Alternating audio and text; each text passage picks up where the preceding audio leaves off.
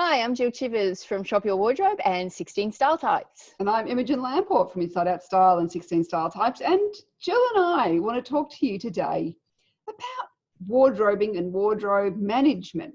It's one of those topics that it's an endless bucket of different things we can think about. And Jill and I Jill mentioned to me that she has just thrown out 10 garbage bags of stuff over the summer. Yeah, given away, given to charity. Yeah, given to charities, but it's removed from her wardrobe. Yeah. Let go free, however you want to think about it. That's right. And so we thought we'd like to talk about, because I'm going, that's a lot that you've decided to let go of. So what has made you, what's prompted you, Jill, to decide that this is stuff that no longer is serving you in whatever way? Well, the first thing is I keep a giveaway box, which is a very large gift box, a flat but, long gift box. And so I have a constant sense of things moving. But it is unusual for me to have these, and I'm talking those big, big garbage bags.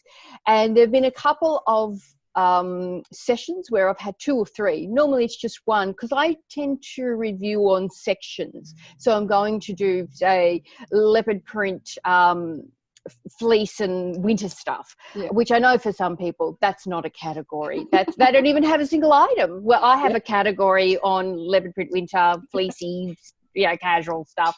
And so for me, what's been really interesting is I've had 2 new criteria that I've really used over this period that have not been in the highlights for me. They've been fairly low. And the first one has been comfort.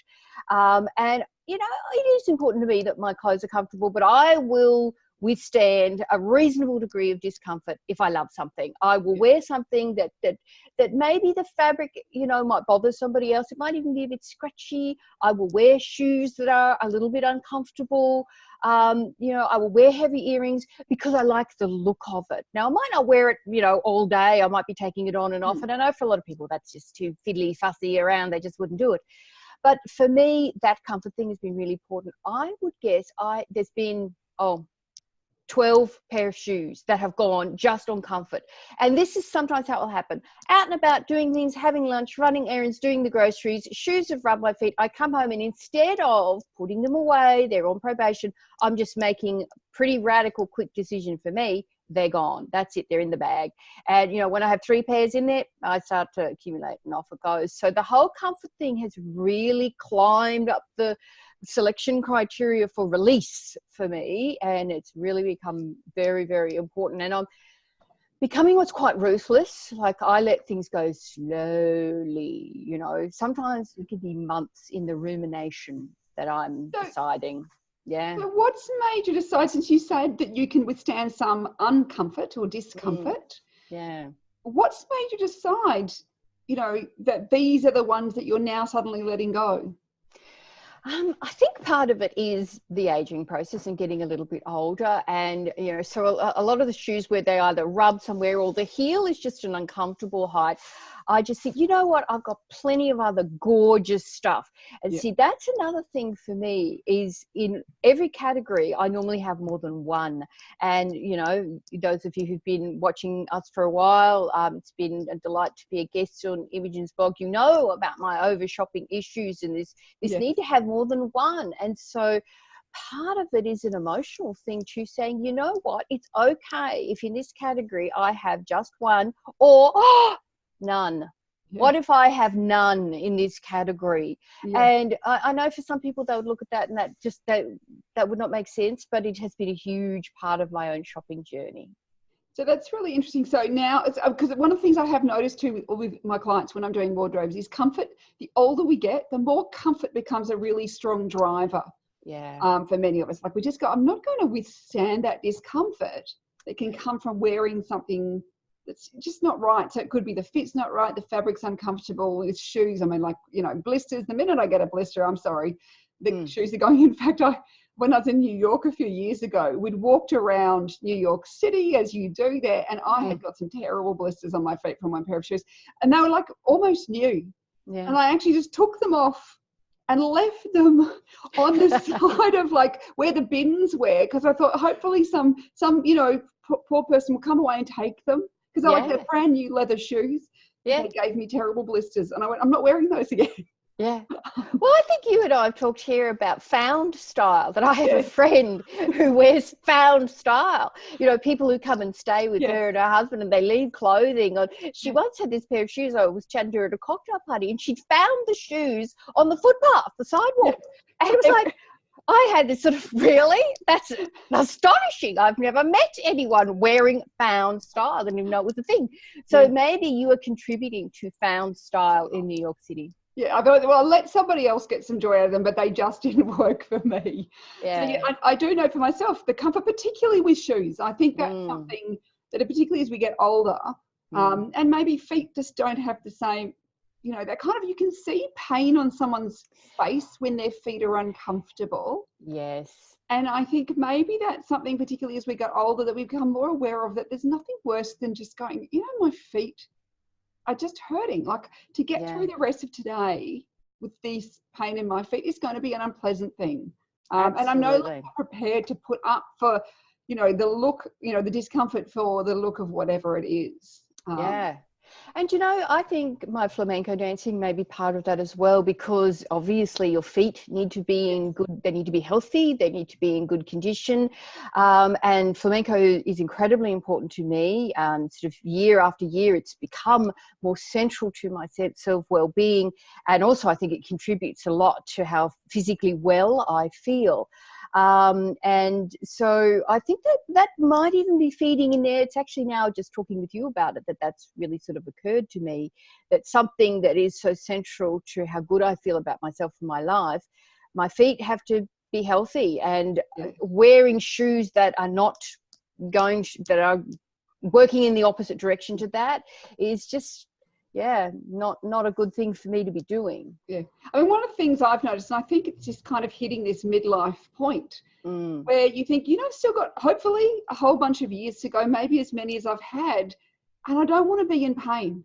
I think, you know, your health becomes more and more important, and you start realizing that, you know, if I have chronic foot pain, you know, that's going to actually impact on my quality of life for the rest of my life. So I think there's probably some tie up there between those things. You know, sometimes I really have to sort of coach myself to let things go. And there'll be others that could relate to this. Some of us are hangers on to, and some of us are quickly let things go. And I definitely fall into, I hang on to things for a long time, and it has to be a good reason. And I have to feel emotionally secure in letting things go. So again, not expecting everyone to relate to that, but I think some others will as well. And so I have given myself permission to be myself, and I recognize this is part of who I am, and that it is important to me to have an emotional readiness to let things go. Where I have let things go too quickly, I do experience regret around that, and I can often hanker after something I no longer own, which was probably a good decision to let it go anyway. But the process of change and the pace of change, if it's too fast, even if I'm directing it, it unsettles me. And so I've really learned to give myself a break, to just recognize I am this way, I'm built this way, and it's okay, and just to work at my own pace with letting things go. And so part of it for me is too around saying it's okay to let this go. Like, I have this conversation with myself. You can let this go. It's okay. Yeah. Because there are some people who can just, like, you know, go, it's gone, like the minute for some reason or other. And I've seen this with not just clothes, but, you know, household, you know, you go, piece of furniture that costs, you know, potentially thousands of dollars. It's in really good condition. They just go, no, don't want it anymore. Off it goes. Exactly. You know, like, it's just like, it's out, it's gone. And it seems to be that there are some different personality types that find letting go much easier. Versus the others that, you know, and especially too when you've got, like, I think the types who've got the story. That's one of the things that when you have that story attached to the clothes, that can also make it really hard to let something go, because you're letting go of the story in a way as well. And so that's something that can really impact, you know, like, and I know for myself too, there's some emotional attachment. If I bought it somewhere overseas or somewhere where it's got some sort of special significance or meaning, it reminds me of something, there's some sentimental value. Those things can often be harder to let go. And I think one of the things that now, one of my good, and I learned this from you, was to ask myself the question, can I imagine wearing it again? Because I've loved it in the past and it has some good memories and all those sorts of things, sometimes it's like, but yeah, actually it's not me anymore. Yeah. And so I can't imagine myself wearing it again. The things I find the easiest to let go is when I go, this just doesn't suit my body shape. When the kind of the figure flattery, I just go, oh, what was I thinking? Sometimes we can have those things. You go, I was kidding myself that looks good. Yeah. They, for me, are the easiest things, and the wrong colours. That they're the easiest things for me. But often when you go, there's nothing technically wrong with it. That's where there's the other layers that go on to these things that can make it more tricky to let go. Absolutely. And we're all different in terms of the tricky factor. I've heard some people talk about letting go of clothes can feel like they're letting go of something precious, almost like a child or a loved one. And I don't have that same kind of thing. For me, leopard print is really, really hard to let go of because it's my thing and I do love it. And, thank goodness for that. I fell in love with it in my 30s, committed to it in my 40s, and I've worn it ever since.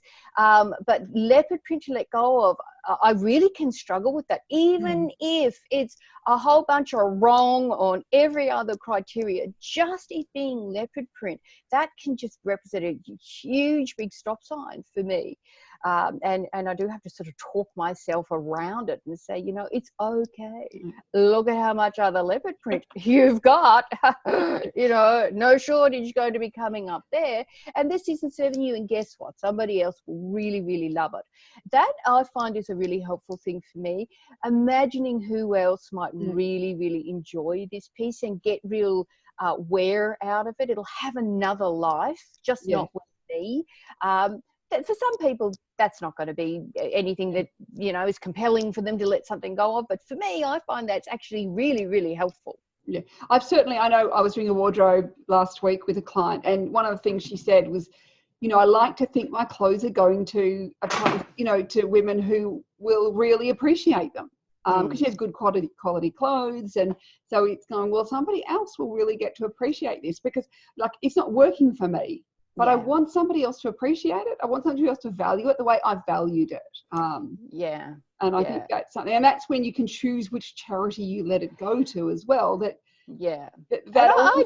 I did that as well. I shared around. But interestingly, I know it's somebody we know in common actually, who designates who she's going to give things to. And I was the recipient of a beautiful designer leopard print faux fur jacket. And she does this frequently. She picks the people that she's going to give things to. And a lot of it is quality and designer, not all of it. But that's really important to her. These things are giving a personal home to somebody else. And this is part of her letting go process. She is one of those people that things are very, very precious to her. It's hard to let things go.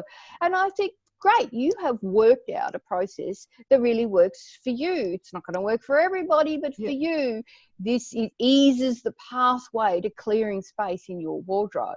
Yeah. Well, so out of curiosity, apart from the shoes to let go because they were rubbing, was there anything else? Was there something in this to get rid of so much in a short period of time, which is unusual for you? Was there something that kind of triggered this, that made you decide to do this? And what other things were you letting go? I have a bit of a problem with shoulds as well. I should hang on to this. I'll give you an example. I bought this fabulous, the color green was extraordinary, really true, spicy with a little bit of zesty in it. I bought it in Shanghai a gazillion years ago. I remember walking to the shop and there was like 400 of them. It was just this huge thing. But I was the only one that I knew in Australia who had one. This stunning, unbelievable winter coat, cashmere mix, blah, blah, blah. And that was a real difficult one to let go of. Now, for those of you who aren't up to date, I live in tropical Queensland where I really don't need winter coat at all, and I already have a heap of other ones in various colors, car coats and whatever. I hadn't worn this thing in a good 15 years. And that was a real should piece for me because it was attached to that trip and who I was at that moment in time, and this unbelievable color. And now with this whole, could I shorten it, could I turn it into cushions, I don't know. Yeah. And it just seems all too very hard. But it was all wrapped around this idea of should. I should hang on to this. And I read something, I can't even remember, it was one of those rabbit hole-y things where you're reading this and reading that, takes you somewhere else. And it was a piece around, you know, it's okay not to wear something, even if there've been, you know, good reasons in the past. It really just was the right moment for me to reread that kind of a philosophy, to say, you know, if I'm not wearing it and it's not serving me, you know, it's okay to let it go. Yeah. I think it's interesting too, that should, I was brought up very much too in a family where, you know, there was kind of Depression era and Second World War and stuff, messages that I had in my childhood about we have to keep, I mean, like, you know, my mother used to keep every toilet roll to some craft activity. Because she was a preschool teacher, you know, like, you know, you could make something, it was like make, do and mend, so nothing got thrown out. Because we could potentially repurpose it, do something else with it. You might need it again. Like it was definitely a bit of a message of lack, in a way, that if you let something go, you'll need it. Like it's that you can't let things go because you'll need it. Like no sooner have you let it go than suddenly that's a thing you really want or need. And so I'm sure that there are other people who've got those similar messages too from their childhood. So it can be one of those things to get over, going like, you know, do I really need this winter coat that I haven't worn in 15 years? Like that's an awfully long time. Now, neither is there subscribers to the I haven't worn it in a year. No. You know, let it go, because there's often good reasons, but 15 years is good time to be hanging on and not wearing something. It is. And you say these things out loud and, you know, you do have a moment of thinking, okay, now you're a little bit crazy there. So it's good to let these thoughts out into daylight and have a little bit of fresh air whisk through them, and you can get to see your own behaviour in another light. So like it's fascinating. I think, you know, this wardrobe conversation is always something that's really interesting, because a wardrobe is a dynamic place. Absolutely. You know, it's a bit like, I always describe it as a bit like a kitchen. You know, things come in, things go out of date. You know, your milk goes off, clothes do date, they do become unfashionable. Now, we're not talking about, you know, throwing everything out every year, which I have met someone who told me that she replaces her entire wardrobe every year. Yeah, extraordinary. Which I find quite astonishing. But it is that sort of thing where, I mean, I look at my wardrobe and I'm going, you know, I've had that thing for quite some time. You know? But I go, well, while I feel it's still current, and I'll check sometimes on, you know, like what are the current fashion trends. So I look at it and go, you know, it's gone, and I'll let things go. But there's also some things that come back into fashion that sometimes you can hang on to, or they're just timeless. The more creative something is, sometimes the more timeless, it's more simple and classic in its shape something is, often the more timeless it becomes. It's so interesting. I love period pieces. I love movies from the 70s, you know, a lot of that high-waisted denim. And, you know, just being out and about at any moment in time now, there is a lot of high-waisted denim happening right at this moment. And even quite a lot of the 80s. Like there's an awful lot of 80s, particularly in my daughter's generation. You know, you want to wear the high-waisted denim jeans of the 80s, there right back. I know. Paper bag jeans. I had a pair of paper bag, you know, where you had a whole heap above where the belt went. Paper bag denim. You know, I saw a young woman wearing a pair of jeans that were bleached, really light from sort of down from ankle to knee, and then they got progressively darker as they went up. I did that to a pair of jeans in my college dorm laundry. I did in second year. I got a lot of stick from all the others close by, like, what is that bleach smell? And it took me 2 days. So I did progressively dunk them in. They're almost identical. So how's that? 89, but to what is it, 2019? Same. Yeah, only 30 years. I know. But yes, I think this is an interesting conversation. So please, give us your comments and your thoughts and your processes, because we're always fascinated to know what makes you decide to throw something out, or let it go from your wardrobe. You know, sometimes who do you give it to? Is do you have to give it to someone, or do you want to put it in the bin? Some people, it's like, well, I don't think I want anybody to have it. What are your processes? What instigates you? Because some people just go, I just clear it out every season. It's a seasonal thing. And other people, there's something that inspires them or motivates them or catalyzes them to actually do a bit of a wardrobe audit for themselves? I'm always interested to know, like, those things about, you know, what you've experienced.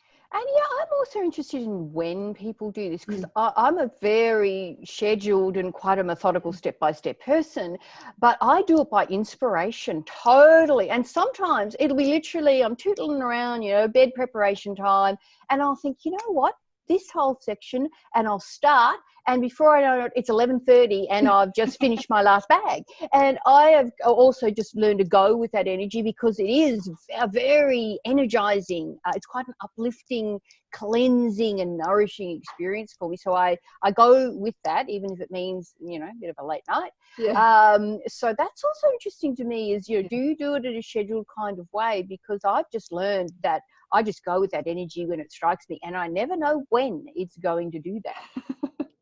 There we go. So, you know, we've just had a peek inside Jill's closet. Yes.